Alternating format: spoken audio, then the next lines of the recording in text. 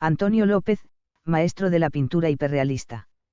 El 6 de enero de 1936, nació en Tomelloso, Ciudad Real, Antonio López García, unos meses antes del estallido de la Guerra Civil.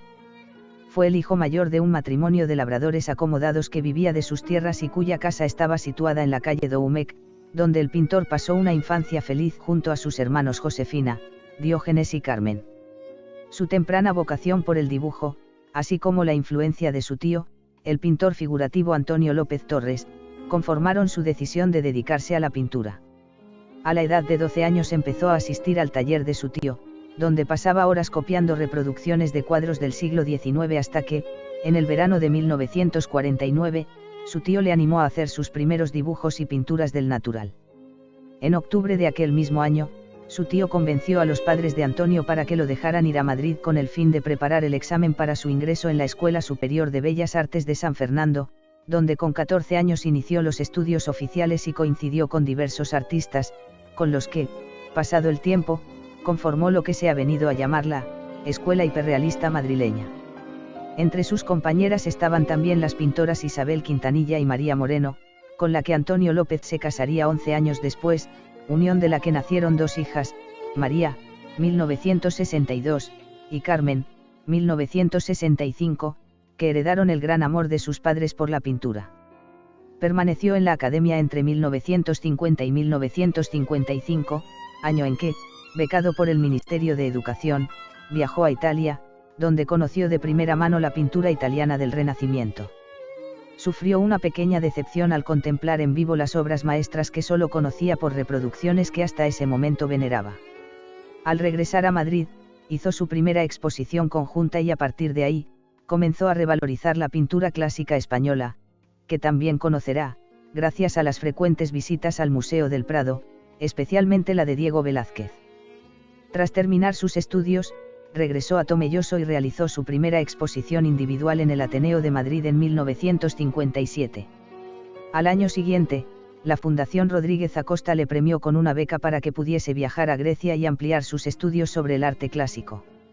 Hasta el 1960, Antonio vivió a caballo entre Madrid, donde empezó a hacer sus pinturas casi fotográficas de las calles de la ciudad, y Tomelloso, la localidad que lo vio nacer, que le inspiró retratos, bodegones y paisajes, probando suerte a sí mismo con la escultura, muestra de la que podemos encontrar en las cabezas de niño expuestas en la estación de Atocha de Madrid.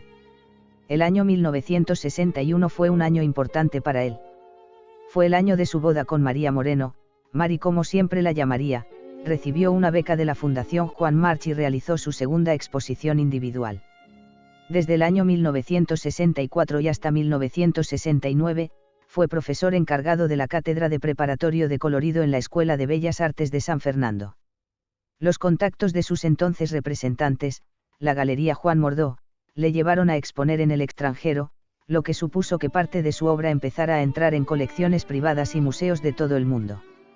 En la década de los 70 fichó por la prestigiosa Galería Marlborough, y sus pinturas abarcaban retratos de personas de su entorno, flores y vistas urbanas e interiores de locales de su vida cotidiana, dedicando asimismo muchas horas a su faceta de escultor y dibujante.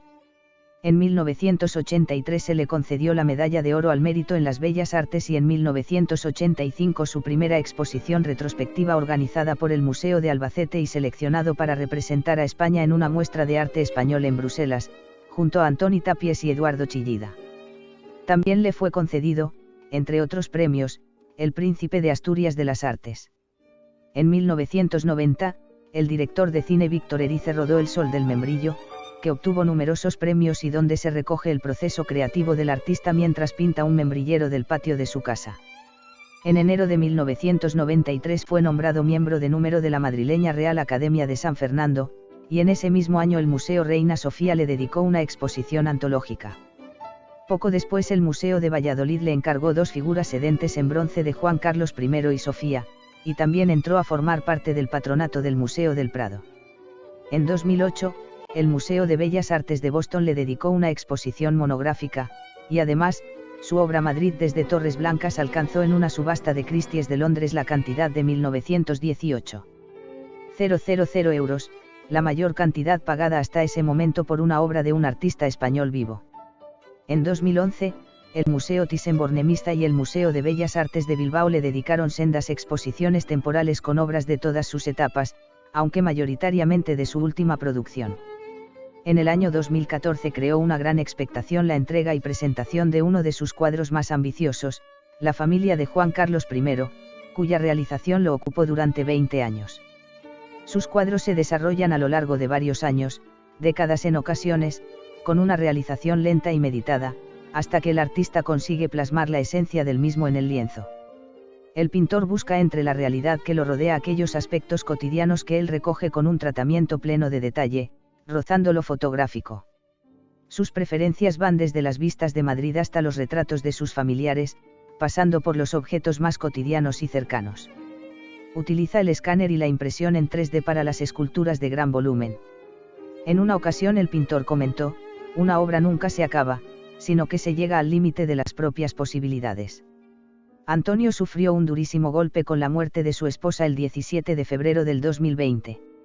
A lo largo de la mayor parte de su carrera artística, Antonio López ha desarrollado una obra independiente, en medio de un panorama artístico estructurado sobre el informalismo y la abstracción.